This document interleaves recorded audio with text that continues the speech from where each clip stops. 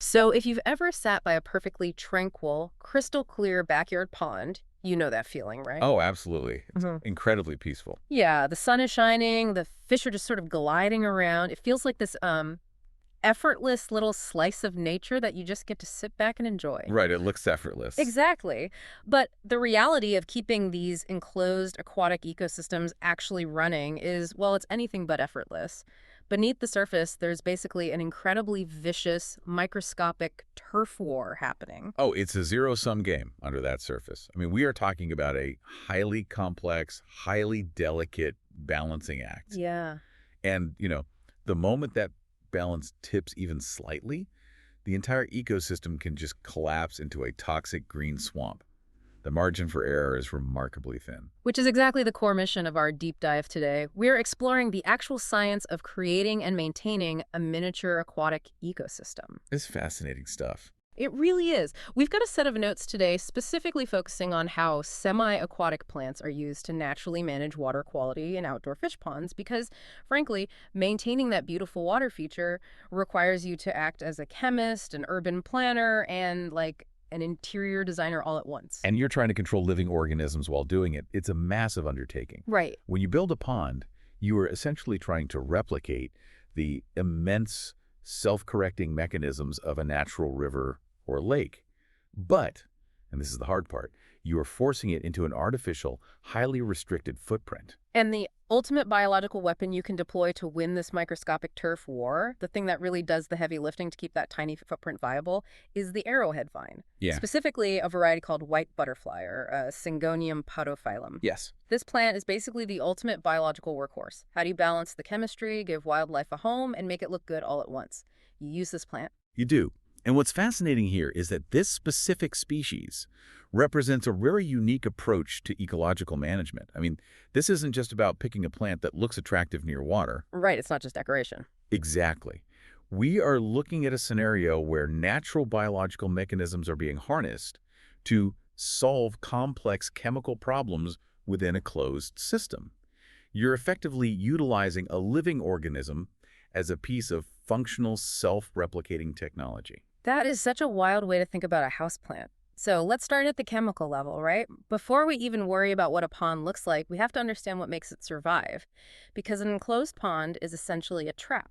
A beautiful trap, but yes. Right. In a natural flowing river, a constant current just carries waste away. It gets diluted across miles of water. Yeah. But in your backyard pond, every single biological process that happens in the water, well, it stays in the water. Right. And the primary driver of that waste is the wildlife itself. I mean, the fish are constantly consuming food and excreting waste. Mostly as ammonia directly from their gills, right?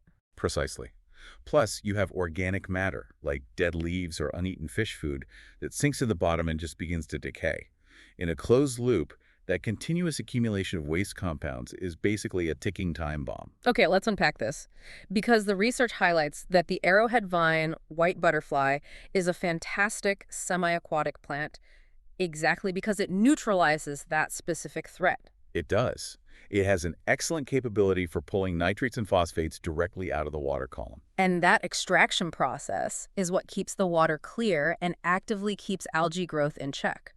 So to use an analogy, think of nitrates and phosphates as an all-you-can-eat buffet for algae. I like that. Right. And the arrowhead vine acts as this heavy-duty biological vacuum cleaner. It just steals the food before the algae can even get to the buffet line. That is a very accurate way to put it, because algae is the ultimate opportunist. Oh, totally. It's a primitive, incredibly fast-growing organism that requires very little to thrive. It basically just needs sunlight and a nutrient source. Namely those accumulating nitrates and phosphates we just talked about.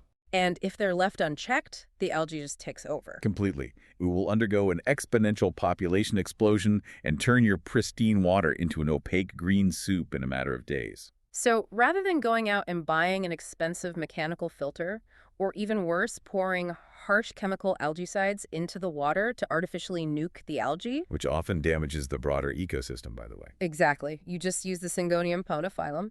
It transforms the pond's waste into the exact fuel the plant needs to thrive. The plant starves the algae by monopolizing the resources. It is a perfect closed-loop biological transaction. The plant takes the pond's toxic waste and utilizes it as premium high-octane fertilizer. Wow. The pond produces waste, The plant rapidly consumes that waste to fuel its own growth, and the byproduct of that consumption is purified water for the fish. That is incredible. But here's where it gets really interesting. The arrowhead vine's work doesn't stop at that invisible chemical extraction. It also builds physical structures beneath the water's surface, right? Yes, absolutely. Because to pull those nitrates out, it develops a remarkably thick root system. But honestly, if I'm building a pond to showcase my fish, I want them to have open swimming space. Sure. If the plant is already filtering the water, why do we even care about making room for beneficial bacteria? Aren't the roots just getting in the way of the fish? It's a really common misconception that open water is the ideal habitat for all aquatic life. Oh, really? Yeah. Huh. For mature, large fish, certainly they need room to swim. But for a balanced ecosystem, that dense root structure isn't an obstacle at all. It is essential infrastructure.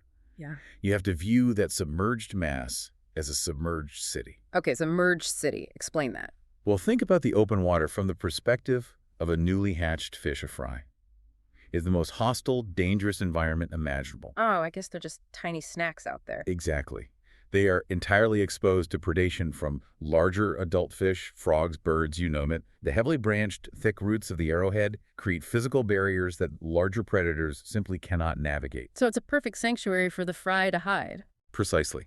They get a secure zone where they can retreat, forage, and safely mature.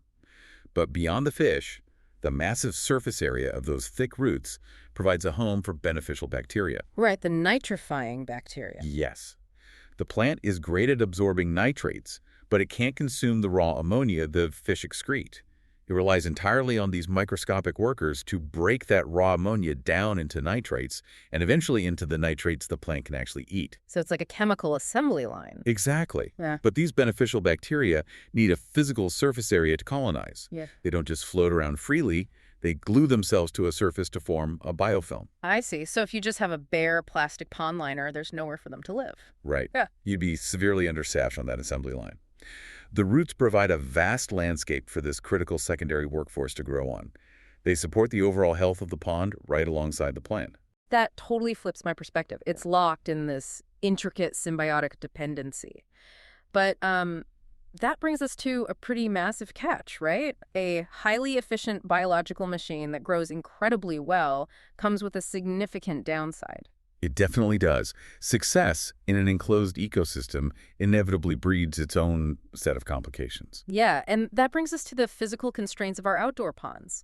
Because the Arrowhead Vine White Butterfly gets absolutely huge. Massive. Because of its size, the research says it is really only suited for large outdoor setups, meaning it is entirely impractical for smaller outdoor ponds. Right. When a biological machine is perfectly optimized, its biomass expands exponentially. In a large pond, that's fine.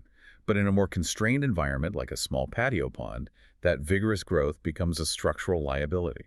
So what does this all mean for you, the listener, if you only have a small pond? Are you forced to choose between a giant arrowhead vine that completely takes over your space or, I don't know, just giving up?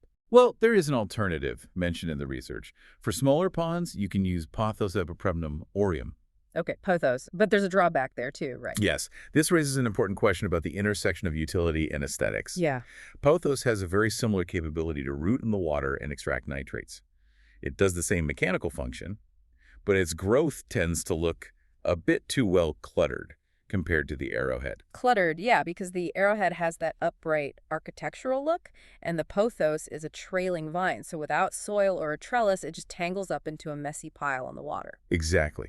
So analyzing the trade-off presented in the source, scaling down the ecosystem means sacrificing something. You sacrifice the sleek look of the arrowhead, or you sacrifice the specific biological power of it. So you're choosing between an overgrown arrowhead taking up the whole pond or a pothos plant that looks like a tangled, cluttered mess. It highlights that managing an ecosystem isn't just about biological efficiency. It's also about spatial management and the visual design of the space. You're constantly negotiating with nature. Wow. It really is a constant negotiation, which I think brings us full circle on this deep dive. It does. We started out exploring the Arrowhead Vine White Butterfly as this absolute powerhouse for filtering nitrates and phosphates out of the water. Right, the biological vacuum. Exactly. Yeah. And how it acts as housing for vulnerable fry and those crucial nitrifying bacteria. But then we looked at the space limitations of its massive size. And the aesthetic trade-offs of using pothos as a smaller, albeit much more cluttered, alternative. Yeah.